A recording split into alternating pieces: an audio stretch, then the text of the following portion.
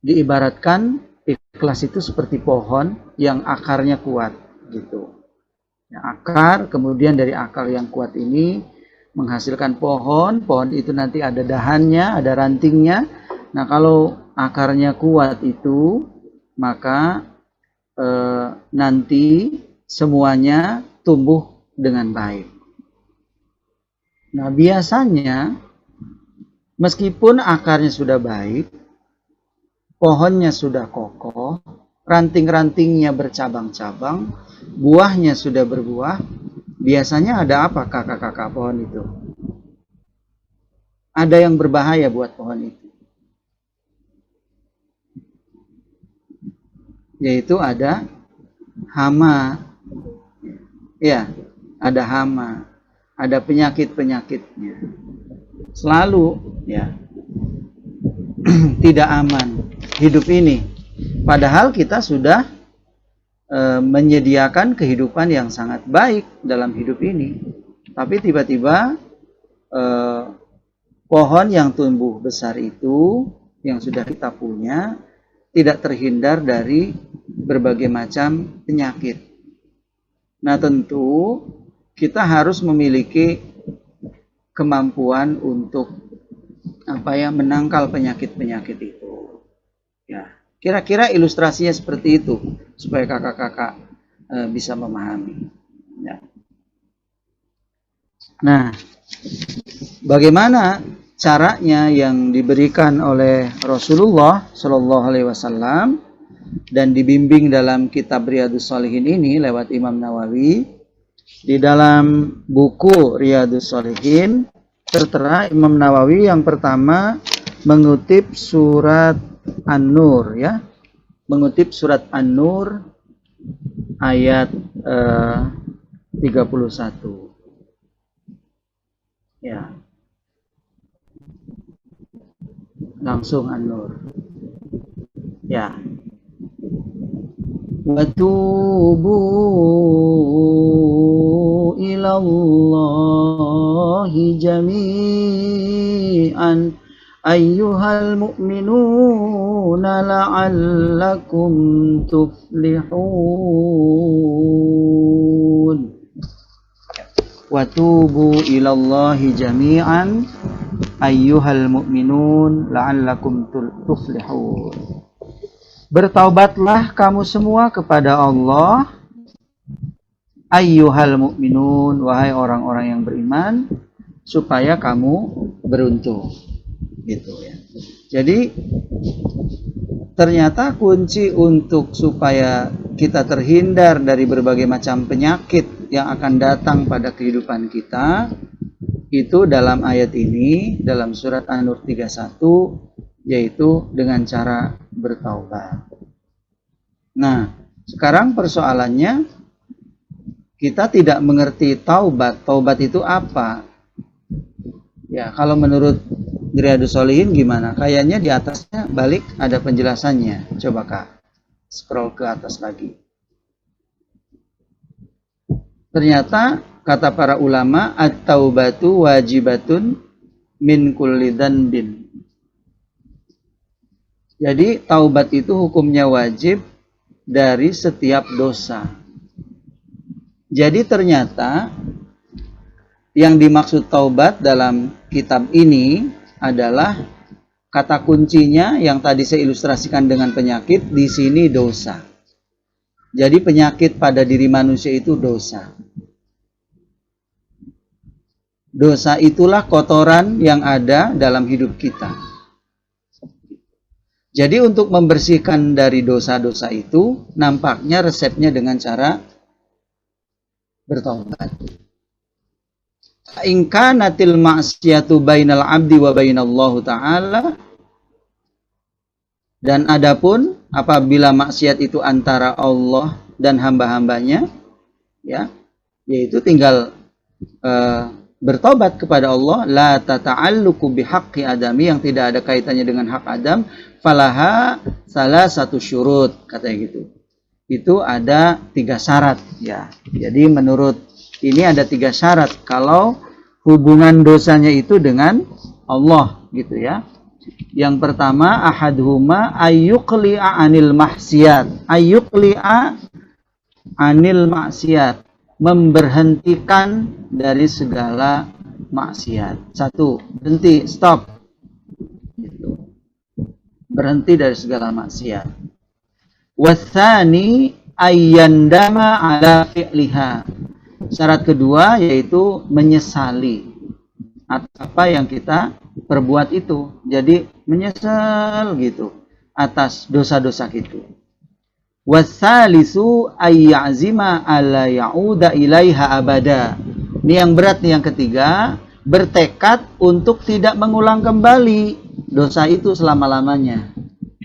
Itu 3 syarat bagaimana cara bertaubat kepada Allah, ya. 1, menghentikan, 2, menyesali, yang ketiga bertekad tidak mengulang kembali dosa itu selama-lamanya. Gitu, kakak-kakak yang mulia. Nah, seperti biasa kita jangan terlalu banyak teori ya. Ya, tanyakan kepada diri kita dalam kehidupan sehari-hari itu, apakah resep yang disebutkan oleh Riyadhus Shalihin dan tadi baru 1 ayat Quran surat An-Nur ayat 31, bahwa kalau kita mau beruntung harus senantiasa bertobat, dan salah satu resep bertobat ternyata ini tadi, yaitu dengan cara menghentikan, menyesali, dan bertekad tidak mau mengulangi.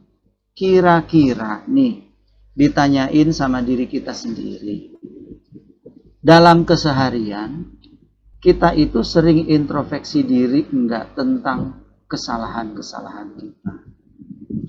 Kalau ternyata teman-teman semua, kakak-kakak semua, semakin belajar agama, semakin justru tidak merasa punya dosa, pasti itu keliru.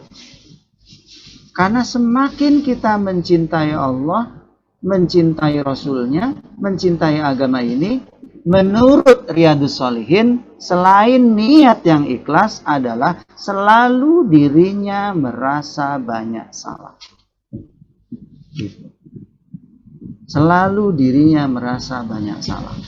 Kalau kita ini merasa sudah tidak punya kekeliruan dan kesalahan, apalagi semakin bertambah ilmu pengetahuan agama, semakin melihat kesalahan-kesalahan orang, dijamin kalau dalam bahasa tasawuf itu namanya gurur. Gurur itu kena tipuan kesalehan, karena diri kita merasa saleh, merasa baik, dan memandang orang lain itu semua salah.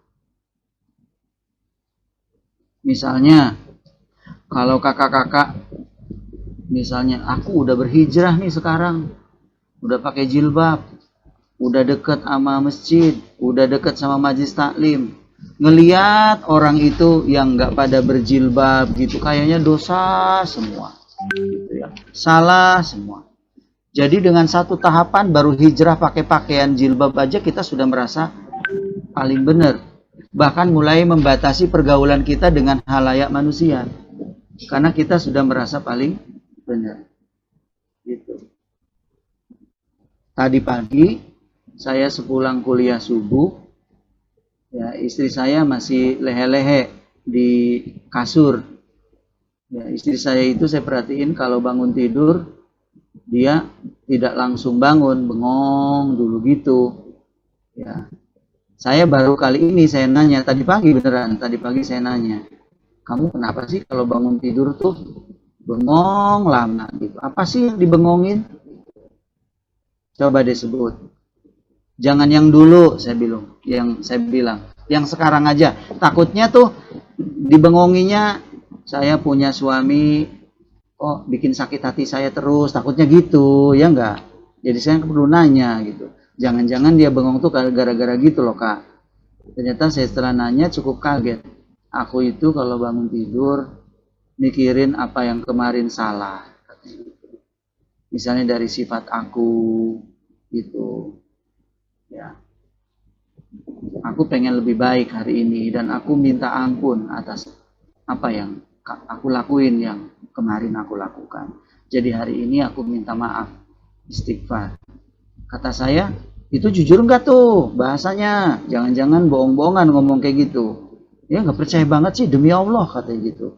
Ya, aku tuh mikir tentang bagaimana rasanya tiap hari itu aku mengingat kesalahan-kesalahan.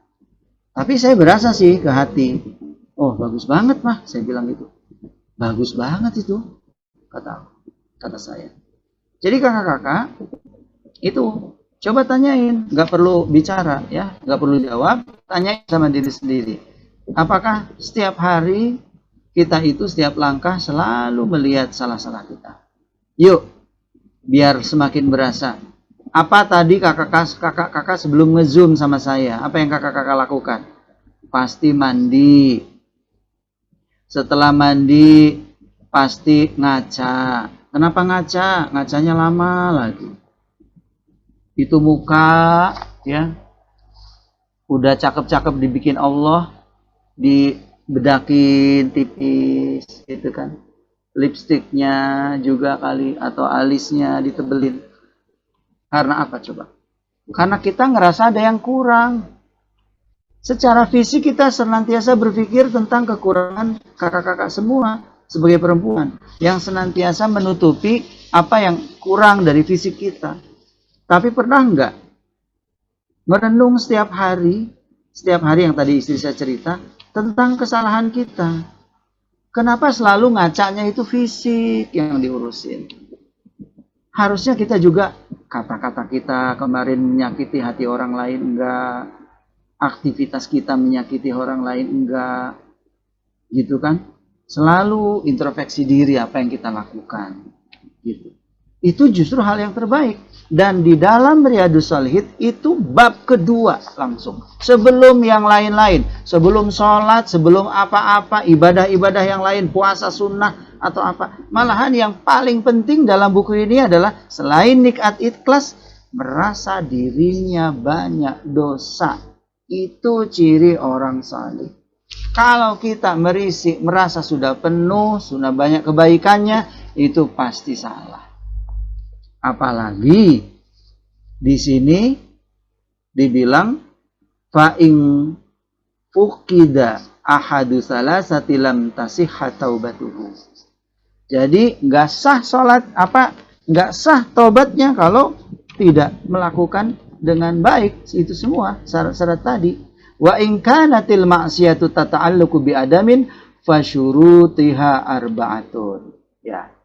Jadi malahan atau kalau syaratnya itu hubungan dengan anak Adam itu ada ada 4 syarat, lebih banyak lagi. Ya. Wa ayyabra min sahibiha, dia memohon kebaikan dari sahabatnya. Fa in kanat malan au nahwahu, misalnya harta yang sejenisnya, raddahu ilaihi, kamu harus mengembalikan kepadanya. Ini kadang-kadang kan misalnya di kosan gitu ya, hal-hal sepele di kosan minjem sesuatu di pesantren gitu ya. Kadang-kadang kita nggak mengembalikan ke tempat semula. Dianggapnya itu biasa-biasa saja, padahal itu dosa loh. Kita minjem sesuatu atau di keluarga deh, kakak beradik ya, mungkin kamarnya ya pinjam sesuatu, ngambil barang pulpen di kamarnya, terus kita ambil nggak balikin ke tempatnya semula, kan bikin kesel orang juga itu loh. Wa in kana qad hadda qadafin wa nahwuhu, atau melanggar batas-batas hukum Allah dan sepadannya, makkanahu minhu, tempatkan ke semula. Au talaba afwahu, atau menuntut ampunan dari semuanya itu. Wa in kanat ghibah, kalau kita tidak mengerti istahallahu, maka kita harus menghalalkannya. Jadi hubungan dengan kemanusiaan malahan lebih berat, karena kita harus memohon keikhlasan dari orang tersebut. Tanpa terasa kita habis menggunjing teman kita. Gibah ini mulut kita ini kan mudah sekali. Ya. Gimana kita caranya coba? Padahal dengan ringannya kita membicarakan aib-aib orang. Kita memohon halalnya orang lain. Gitu. Nah, menurut saya justru kalau dalam taubat dalam perspektif Riyadhus Shalihin, yang paling berat itu adalah taubat dari hubungan kemanusiaan. Yang dibilangnya di sini tata'allaku bi'adamiyyin gitu. Wa in kanatil ma'siyatu tata'allaqu bi'adamiyyin, yang hubungannya dengan manusia. Kakak-kakak ya. Gitu. Coba scroll ke bawah Kak Dea. Masih saya pengen ngoceh dulu. Ya, oke, stop. Oke. Ayat kedua, istaghfiru rabbakum summa tubu ilaih. Mohonkanlah ampun kepada Tuhanmu, kemudian kembalilah kepadanya. Ya. Jadi segera, kalau kita itu banyak dosa yang hubungannya dengan Allah, dengan hubungan kemanusiaan, dengan syarat-syarat tadi yang saya sudah bacakan, ya, maka segera memohon ampun kepada Allah. Plus kalau hubungan dosanya dengan manusia, memohon ikhlasnya dari manusia itu. Kalau memang hubungannya adalah yang bisa dikembalikan haknya kepada orang, ya, summa tubu ilaih, kemudian kembali kepada Allah. Ayat berikutnya, ya ayyuhalladzina amanu tubu ilallahi taubatan nasuha. Wahai orang-orang yang beriman, bertaubatlah kepada Allah dengan taubat yang sebenar-benarnya taubat. Jadi sesungguh-sungguhnya taubat. Oke, agak naik sedikit Kak Dea karena ini hadisnya nyambung. Terima kasih. Dikit aja naik. Yes, cukup. Di sini ada hadis pertama. Nah, hadis pertama dari Abu Hurairah, an Abi Hurairah. Qala sami'tu Rasulullah sallallahu alaihi wasallam yaqul, wallah, waduh, Nabi Muhammad sampai bersumpah, demi Allah. Demi Allah, ini sesungguhnya aku la astaghfirullah. Ini lamnya itu lam sungguh juga loh. Udah ini sungguh, laknya sungguh juga itu. Jadi dua kali sungguhnya. Ini gimana ya? Kalimat tuh borongan banget. Wallah udah demi Allah. Ini sungguh, laknya sungguh lagi. Gimana ini ngomongnya? Nerjemahinya gimana coba tuh? Nggak ngeri kakak-kakak. Sampai Nabi Muhammad begitu meyakinkan sama kita. Coba tanyain sama diri kita. Padahal Nabi Muhammad tuh maksum, terjaga dari dosa, tapi dia masih merasa kurang hidupnya. Kayaknya nggak pantas sekali kalau kita itu masih ngurusin salah orang. Makanya Imam Nawawi dalam buku yang lain bilangnya, kalau orang itu sudah dianugerahkan mencintai Allah, dia tidak akan melihat kesalahan saudaranya. Tidak akan. Tetapi Allah akan memberikan matanya terbuka melihat kesalahannya dirinya sendiri. Itu dalam buku lain loh, Imam Nawawi bilang gitu. Saya ulang, kalau Allah mencintai seseorang, dia akan membukakan pada mata hatinya, tidak akan melihat kesalahan-kesalahan orang lain. Tetapi dia sangat melihat kesalahan dirinya sendiri. Makanya wajar dalam hadis ini, karena Nabi Muhammad itu adalah kekasih Allah. Makanya dia itu sampai bilang, demi Allah, sungguh aku ini, sungguh la astaghfirullah, memohon ampun kepada Allah, wa atubu ilaih, dan kembali kepada Allah, fil yaumi, dalam sehari, aksaro, lebih banyak, min sab'ina marratan. Ya Allah, malu sekali kita. Lebih dari 70 kali. Min sab'ina marratan. Itu Nabi loh. Itu Nabi. Kayaknya saya tuh kebalikannya. Semakin dalam ilmu saya, pada saat tausiah, gampang banget membid'ahkan yang lain. Gampang banget ngafir-ngafirin yang lain. Gampang banget dia tuh belajar agamanya tanpa ilmu. Saya doang yang paling berilmu. Sehingga mengajarkan kepada jamaah, ke majelisnya, Ustadz Didin ini sepulang dari ngaji di Riyadhus Shalihin, keluar dari sini tuh ngeliat kesalahan orang lain tuh semua salah.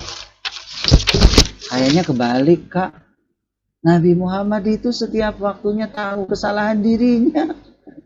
70 kali lebih. Aksaro malah di situ bilangnya, lebih banyak. Bukan 70 kali, lebih. Nauzubillah summa nauzubillah. Jadi memang kita udah kebalik-balik sekarang belajar agama tuh banyak hawa nafsunya. Saya kepengen belajar di Mumtaz ini bukan semakin benar kita ini setiap hari, tapi semakin merasa kurang kepada Allah untuk memperbaiki diri terus.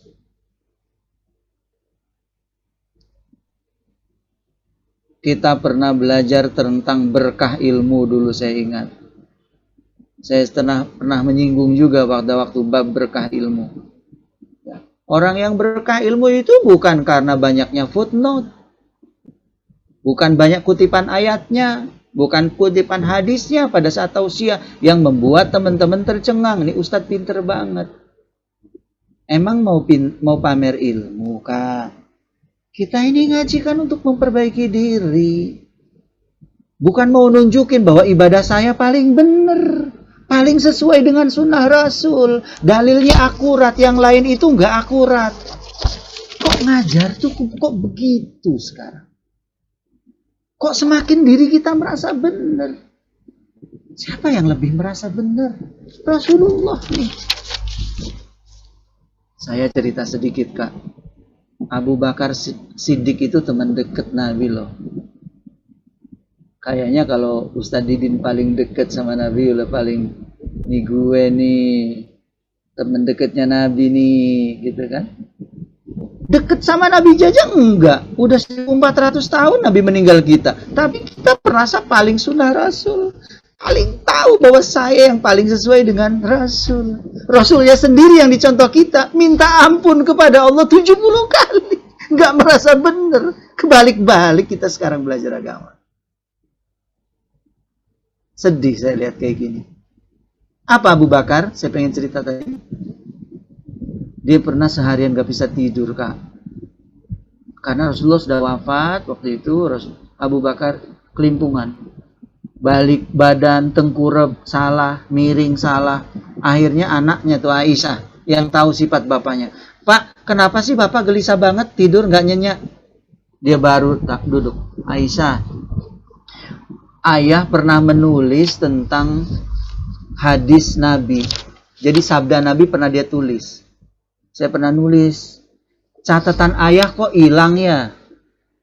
Ayah sudah menulis 500 hadis.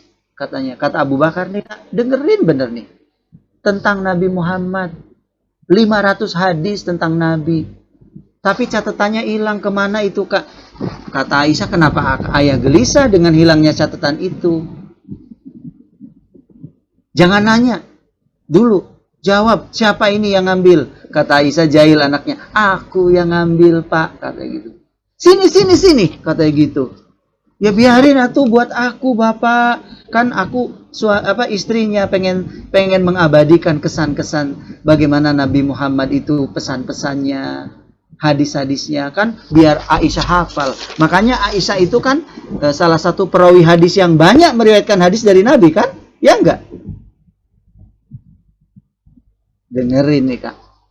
Siniin kertasnya, kata Abu Bakar. Diambil sama anak Aisyah. Ini, Pak, diapa? Kakak-kakak tebak. Ayo, kertasnya diapain sama Abu Bakar? Nyalain itunya, mic-nya, coba siapa yang mau jawab, tebak. Kira-kira kertasnya mau diapain sama Abu Bakar? Ayo, Kak Dea, Kak Indah, ini Kak siapa ya? Rizky ya? Rizka ya. Ada yang bisa tebak? Kira-kira mau diapain itu kertas? Kak Dea coba dinyalain. Disimpan, Ustaz. Disimpan. Saya juga nebaknya disimpan. Betul, Kak Dea. Tepat sekali. Tapi apa yang terjadi, Kak Dea? Jangan di-mute dulu ya, Kak. Dia ambil kayu, dia ambil api, dia bakar semua catatan hadis itu, Kak. Dengerin. Dia semua bakar catatan hadis itu. Kata Aisyah, ayah, kan ini baik banget supaya akhlak Nabi Muhammad diketahui oleh umat. Kenapa ayah bakar catatan hadis ini? Jawaban Abu Bakar apa? Aisyah, aku takut menulis hadis Rasulullah ini. Ada hawa nafsuku tertulis dan tertuang dalam tulisanku. Sebetulnya itu bukan Rasulullah, tapi itu merasa itu Rasul. Padahal itu emosi aku. Ngerti? Kadang-kadang kan kita menggambarkan seseorang itu atas emosi kita tentang dia. Abu Bakar nggak mau. Jadi lebih baik jangan merasa itu dari Rasulullah. Gitu loh, Kak. Sekarang baru baca beberapa hadis ya.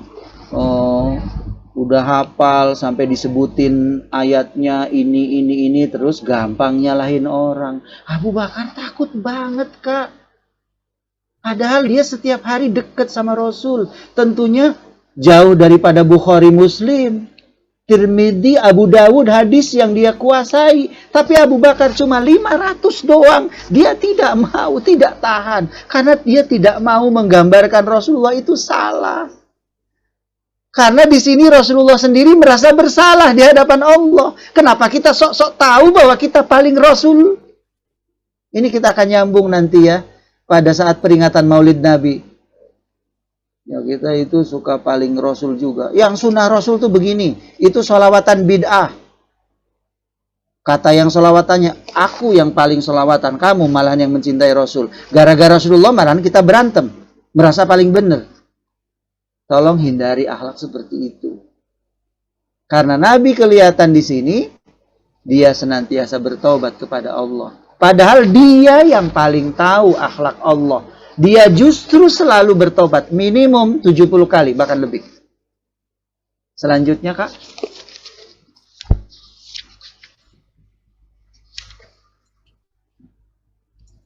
Oke, terima kasih.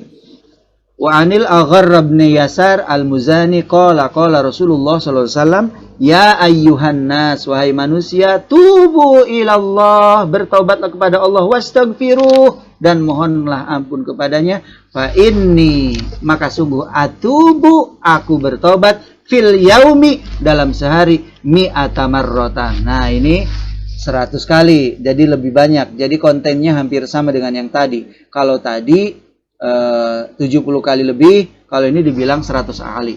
Kalau saya sih memahami hadis ini, intinya ya tadi saya cerita istri saya, mah ngapain sih bengong di tempat tidur? Ternyata hari-hari istri saya itu, ya Allah, aku salah. Saya bahagia dengar ini baru tadi pagi. Orangnya baru meloyor tuh tadi saya ngomong masih dengerin saya. Dia mau kumpul sama saudaranya, saya nyusul, saya bilang biasa kalau minggu kumpul keluarga kita.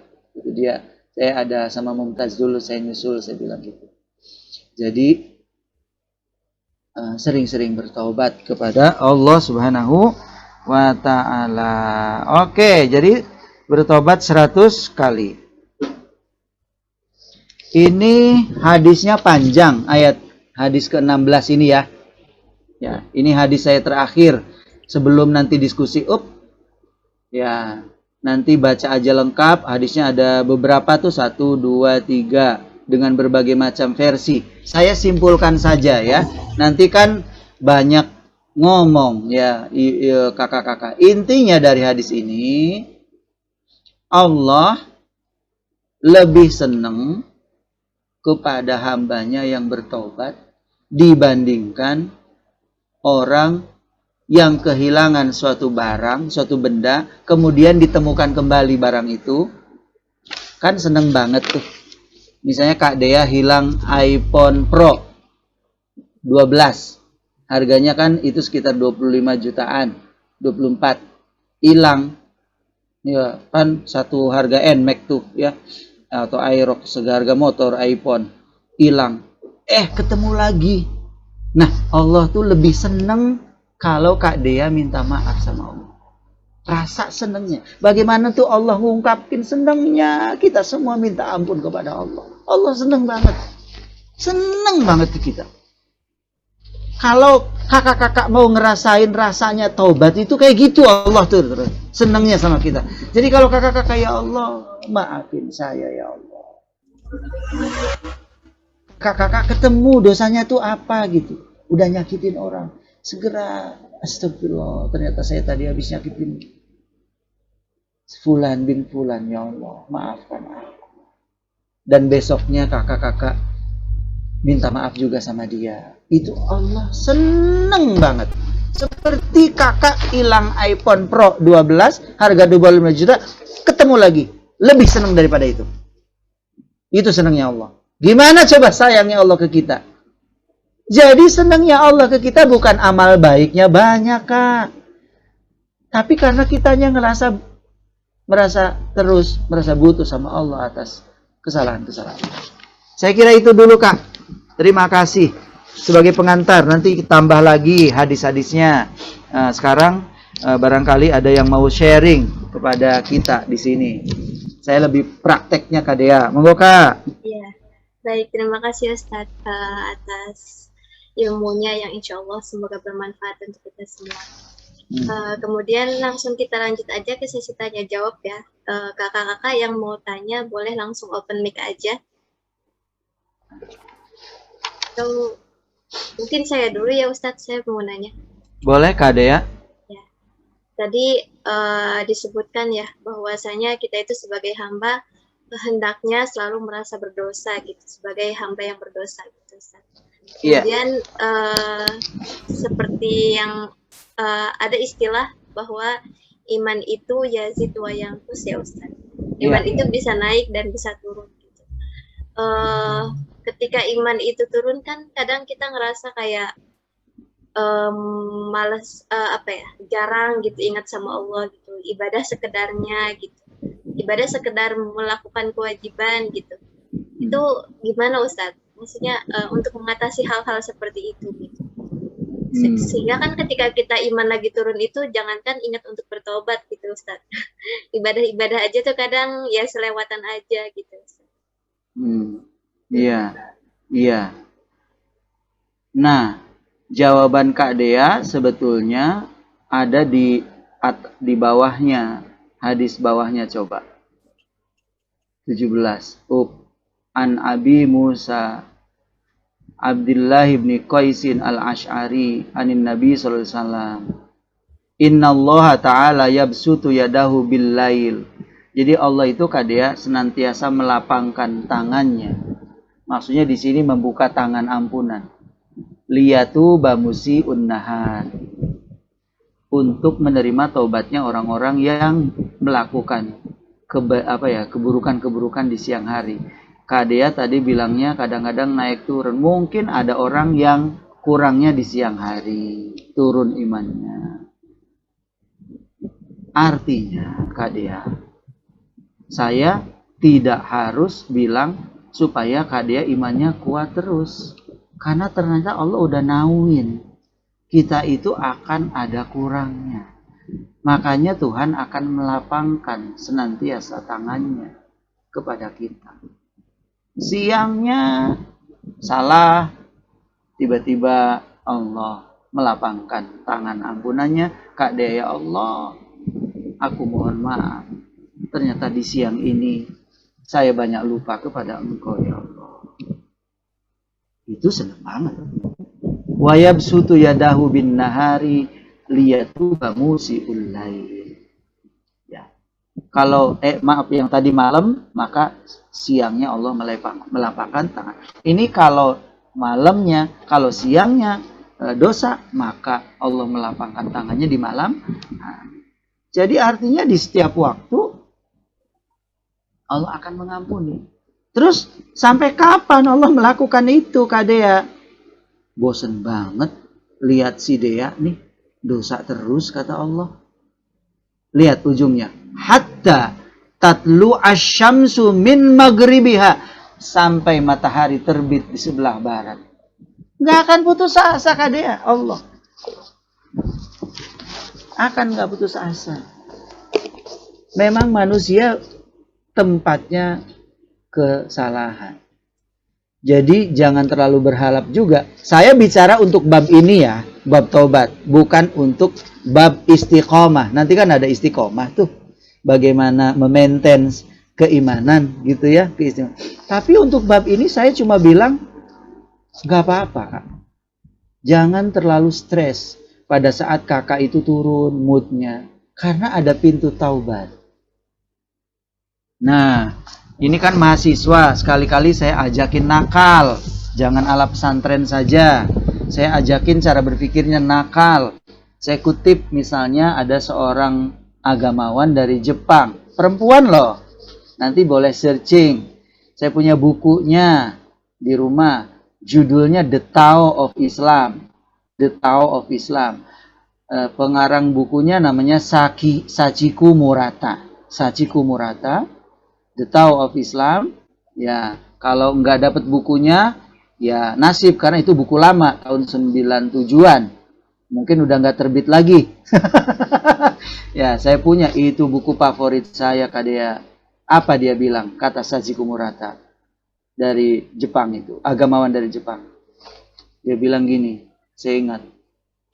Kenapa Tuhan itu disebut Al-Ghafur? Kenapa Allah itu disebut Maha Pengampun? Jawaban Sachiko Murata dengan referensi dari Ibnu Al-Arabi, Abu Yazid Al-Bustami, tokoh-tokoh sufi. Dia bukan omongan sendiri loh. Jadi kakak-kakak jangan, itu nggak omongan orang Jepang. Enggak, dia mengutip dari ulama-ulama Islam. Ya, dari Ibnu Arabi, dari Al-Ghazali, dari siapa lagi, Jalaluddin Ar-Rumi. Dia kutip, dia ramu. Jawabannya apa? Sachiko Murata. Karena kalau manusia tidak berbuat dosa, lalu kerjaan Allah apa kalau tidak mengampuni? Gawat itu pendapat. Saya kaget loh memahami kayak gitu. Saya ulang. Kenapa Allah punya sifat Al-Ghafur, Maha Pengampun? Karena kalau manusia tidak berbuat dosa, lalu Al-Ghafur Allah buat siapa? Ngerti, Kak? Ya, sekali-kali diajari nakal sama saya. Terima kasih Kak Dea. Ya. Ya, terima kasih Ustadz. Ya, Kak Rizky kok live ya kayaknya ya? Satu. Oh iya, ada Kak Rizka. Kak Rizka ada? Oh, masih ada. Oh, dari layar hilang ini. Yang muncul Kak Rahma. Assalamualaikum, Kak Rahma baru nongol kayaknya Kak Rahma. Waalaikumsalam Ustaz. Iya Ustaz, baru selesai ujian. Jadi aduh. Terima kasih. Ya. Gimana? Ya, Kak Dea, gitu jawaban saya, Kak. Iya, jadi terus aja nggak apa-apa bertobat, jangan pernah bosen sama Allah. Allah seneng Kak, nggak apa-apa, kita tempat salah. Nikmati. Mungkin ada ya? Ya, kakak-kakak yang lain ada yang mau nanya?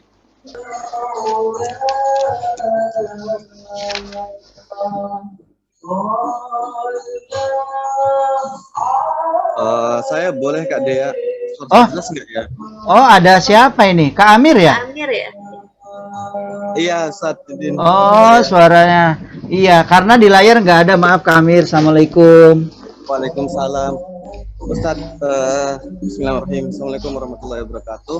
Waalaikumsalam. Sebelumnya saya minta maaf kakak-kakak saya off kamera karena lagi kondangan, jadi nggak bisa on kamera. Oh iya. Langsung saja saya mau tanya Ustadz, begini, gimana cara bertobat atau minta maaf kepada seseorang yang sudah meninggal? Kita punya salah kepada beliau, tapi beliau sudah meninggal terlebih dahulu. Gimana caranya? Bagus banget Kak Amir. Nah, ini pertanyaan-pertanyaan gitu nggak bisa dijawab Kak kalau pakai ilmu fikih. Ya. Boleh di mute Kak Amir? Ya, maaf. Ya. Oke. Jadi nggak bisa dijawab tuh sama ilmu fikih. Pasti jawabannya orang udah meninggal minta maaf gitu ya. Gimana? Nah, nggak nyampe. Makanya kakak-kakak harus dilengkapi dengan ilmu tasawuf. Kebetulan Riyadhus Shalihin ini adalah kitab hadis tapi sudah berbau tasawuf. Kebetulan. Alhamdulillah ini kita dapat. Jadi makanya pertanyaan Kak Amir itu bagaimana caranya? Mungkin tadi Kak Amir belum join dalam tafsiran Imam Nawawi di atas tadi ya, bahwa kalau kita hubungannya dengan hak Adam, kita harus minta kehalalan dia. Ya, kehalalan dia. Nah, misalnya mana tadi ya? Nah, ini benar. Wa ayyabra'a min sahibiha. Berbuat baik bisa kepada sahabatnya. Fa in kanat malan aw nahwuhu raddahu ilaihi.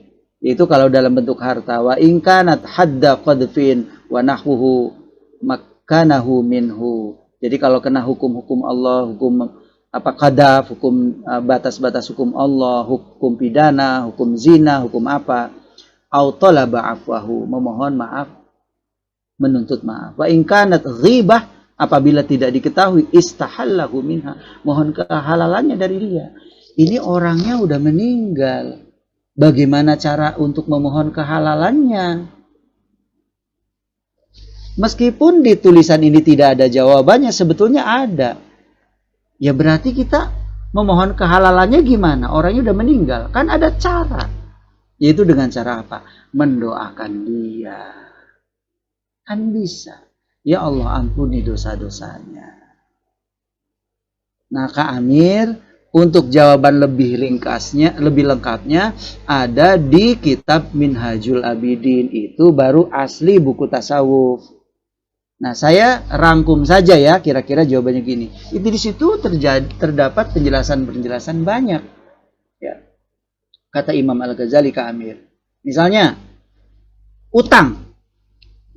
Orangnya udah meninggal. Kan di sini tadi di kata Imam Nawawi bisa jadi hubungannya karena malan, harta. Ya. Gimana tuh? Kita punya utang sama dia, ya Kak Amir ya. Orangnya udah meninggal, saudaranya juga nggak tahu. Tapi kita harus kembaliin uang itu. Karena haknya dia. Gimana tuh? Kata Imam Al-Ghazali, sedekahkan atas nama dia. Kalau di ilmu fikih nggak ketemu kayak gitu. Mana ada sedekah atas nama orang gitu. Gitu jawabannya. Karena kurangnya ilmu. Kalau kita lengkapi ilmu lain ketemu Kak Amir. Jadi kata Al-Ghazali, oh gitu caranya. Ya, jadi kita bersedekah dengan harta yang dia punya itu untuk dia, untuk dia. Itu cara memohon kehalalan kita.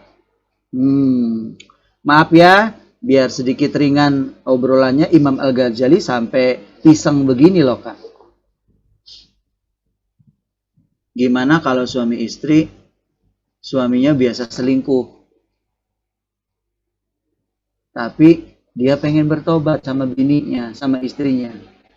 Kan itu ada hubungan, udah dosa sama istrinya. Caranya gimana tuh? Bingung kan kita? Kalau ngomong, resikonya apa? Dijewer. Iya, dijewer berantem ya Kak ya? Ya, kata Al-Ghazali tidak usah bilang. Karena akan memudorotkan hubungan rumah tangga. Terus gimana cara bertobatnya? Kamu harus berbuat baik sama istrimu. Lebih dari kebiasaan. Lebih perhatian lagi sama dia. Lebih baik lagi sama dia. Taubat itu indah loh Kak. Indah banget.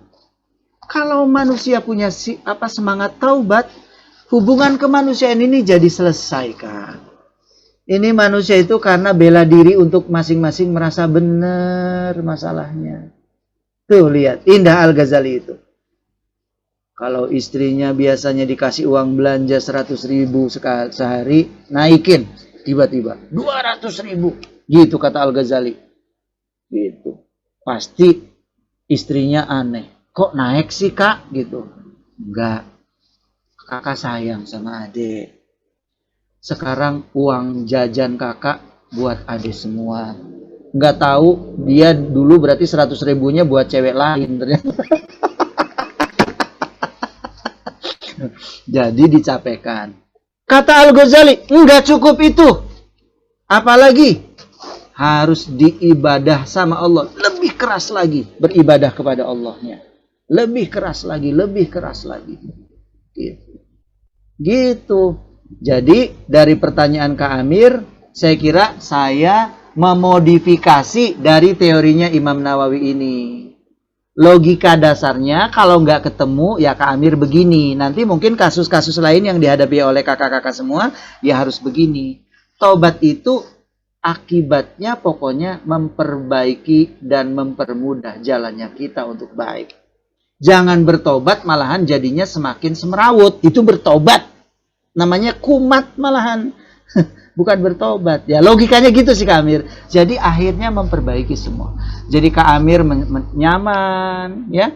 Akhirnya oh alhamdulillah. Ya, terselesaikan saya. Meskipun nggak ketemu sama orangnya karena sudah meninggal. Kasus-kasus lain juga sama. Silakan kakak-kakak lain. Kak Amir gimana dengan jawaban begitu Kak Amir? Wah kayaknya lagi makan nih kayaknya nih. Makan pasti nih. Makan di kondangan nih. Oh itu di chat. Ya. Sama-sama Kak. On mic. Ya siap Kak Amir. Selamat. Ya makasih Kak. Yang lain monggo silakan. Kak Dea hostnya.